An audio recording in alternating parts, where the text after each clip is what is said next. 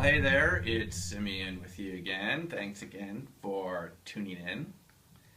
We're at the West Kennet Long Barrow in the Wiltshire, UK.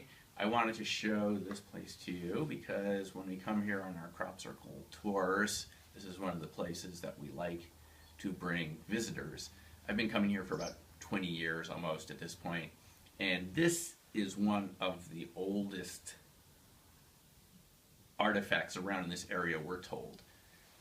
I had another video about Silbury Hill, and we're told this, the largest and oldest earth mound in Europe. We're told that's somewhat like 5,000 years old.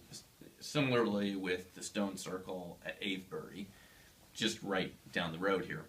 But we're told this is somewhere in the area of being 10,000 years old, which is, in my mind, that's almost going back to the last ice age. This was a Neolithic burial mound, and it's probably even pre-Celtic. We know there were people living in this area even as long ago as 75,000 years ago. So this area has been inhabited a long, long time. You'd probably know this area better because right down the hill here is where the opening sequence for the film Saving Private Ryan was filmed, right at the beginning, where you see the military vehicles coming in to the house there that's supposedly in the Midwest. So that's right below here, and you've probably seen pictures of this in the film.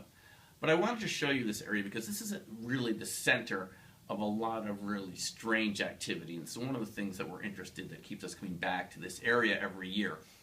Right behind us is this famous hill right across from Silbury Hill where there have been a lot of UFO sightings, apparently extraterrestrial sightings from policemen and visitors to the Silbury Hill area, campers who've seen ETs that appear to be tall and very quick.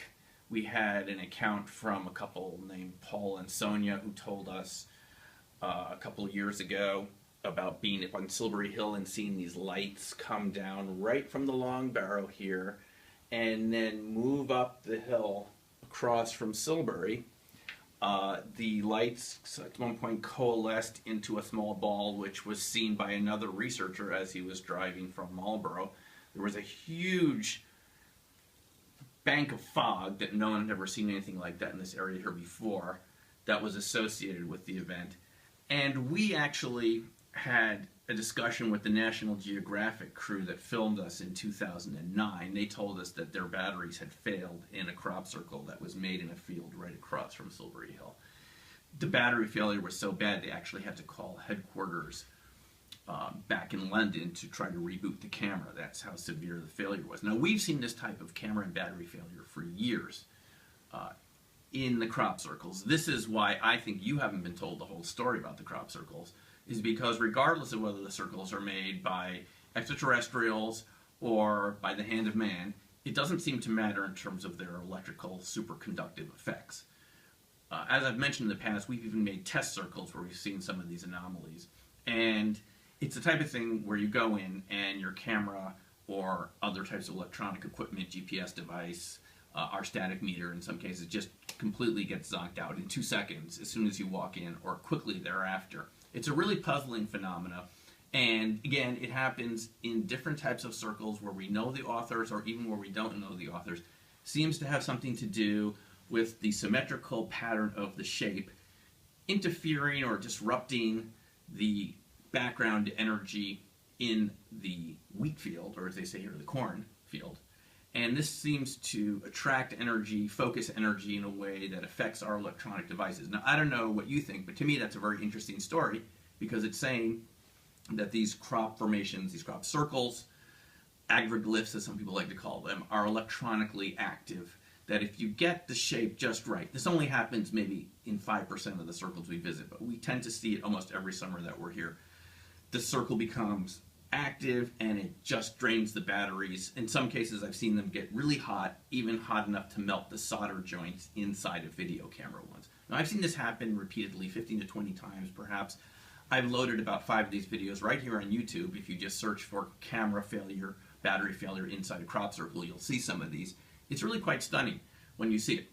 But the reason I'm interested in this is I think it's part of a larger story that's unfolding for us that we're going to see unfold in the years ahead, where we're encountering another paradigm, another way of looking at how energy and information interact that don't fit at all into the mechanistic worldview that we've all been brought up with. It's coming from another paradigm. It has something to do with the extraterrestrial phenomena, and it has something to do with the impact of consciousness on our world.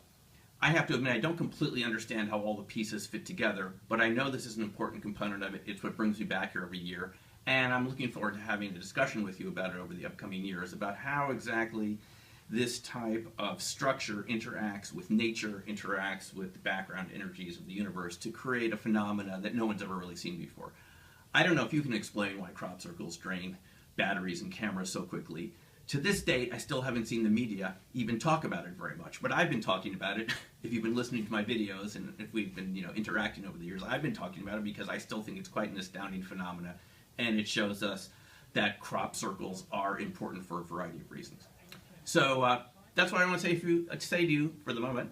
Thanks a lot for listening, and we'll see you in the next video. Take care, and bye for now.